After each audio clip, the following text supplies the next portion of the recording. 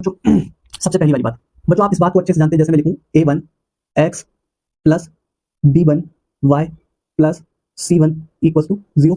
दूसरी वाली बात, a2 x plus b2 y plus c2 equal to 0। आप इस बात को देख के कहोगे कि सर ये पेयर ऑफ लीनियर इक्वेशन इनको वेरिएबल लिखा है। जनरल फॉर्म क्या है? जनरल फॉर्म है भाई, इन्हीं से तो कंपैरिजन करके हम a1 a2 b1 b2 c1 c2 की वैल्यू फाइंड आउट कर पाएंगे। ये जनरल फॉर्म है पेयर ऑफ लीनियर इक्वेशन इनको वेरिएबल। ठीक है, तो अब पहली वाली कंडीशन समझते हैं कि क्या होता है। ध्यान दो बच्चों, एक एग्जांपल लेता हूं बच्चों। पहली वाली कंडीशन, जैसे बच्चों एग्जांपल लिया मैंने x minus 2y plus 5 equal to 0। एक और इक्वेशन ले रहा हूं बच्चों, 5x plus 6y minus 10 equal to 0।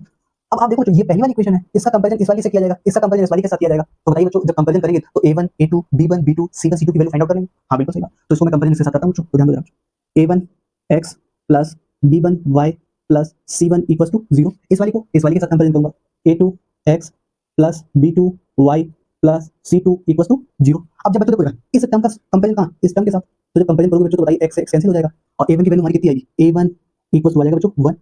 जब हम b1 y की कंपैरिजन इस वाली टर्म के साथ करेंगे तो बताइए बच्चों b1 की वैल्यू कितनी आएगी, माइनस का 2। जब c1 का कंपैरिजन बच्चों इसके साथ किया जाएगा तो कितना आएगा, c1 इक्वल टू 5।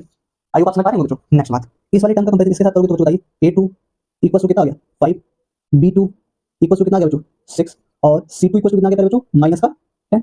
अब ध्यान से देखना, आपने a1 a2 b1 b2 c1 c2 की वैल्यू फाइंड आउट कर ली। अब मैं इनका कर रहा हूं comparison, comparison in the sense इनका रेशियो फाइंड आउट कर रहा हूं। कैसे बच्चों, a1 अपॉन a2, ठीक है, मैं चेक कर रहा हूं क्या आ रहा है। a1 की वैल्यू कितनी बच्चों 1 अपॉन 1 सॉरी, और a2 की वैल्यू 5। वैसे मैं आपका b1 अपॉन b2 का चेक कर रहा हूं रेशियो बच्चों, b1 की वैल्यू कितनी है माइनस का 2 और b2 की वैल्यू कितनी बच्चों 6। जब सॉल्व कर रहा हूं तो माइनस का 1 अपॉन 3 आएगा, माइनस का 1 अपॉन 3, 2 3 6। अब यहां तक बात आपने देख ली। अगर आपको ये बात थोड़ी सी समझ में आ रही है तो यहां से आप डायरेक्ट देख के देखिए जरा कि a1 upon a2 b1 upon b2 क्या दोनों बातें इक्वल है? जिनका सॉल्यूशन आपने फाइंड आउट किया क्या इक्वल है? तो आपको नहीं, यानी बात अच्छे से समझ में आ रही है कि a1 upon a2 does not equal to b1 upon b2। जब बच्चों इस टाइप का कंपैरिजन आपने a1 upon a2 b1 upon b2 के साथ किया तो आपने देखा ये कंडीशन हमारी निकल के आई। जब ये कंडीशन हमारी निकल के आई बच्चों, तो इसका ग्राफिकल रिप्रेजेंटेशन कैसा होगा देखना बच्चों। मैंने बिना ग्राफ पर इसकी दोनों इक्वेशन के जो x और y की वैल्यूज हैं उनको प्लॉट करे बिना ही जान लूंगा कि मैं इसका ग्राफिकल रिप्रेजेंटेशन कैसा आ रहा होगा। ध्यान देना कैसा होगा, जब आप प्रैक्टिकल सॉल्यूशन क्वेश्चन के डिफरेंट क्वेश्चन के सॉल्यूशन करोगे तो बाय डिफॉल्ट आप जान पाओगे कि ऐसा क्यों आ रहा होगा अपने आप ही। देखिए बच्चों, अब ग्राफिकल रिप्रेजेंटेशन कैसा आएगा, ग्राफिकल रिप्रेजेंटेशन रिप्रेजेंटेशन रिप्रेजेंटेशन।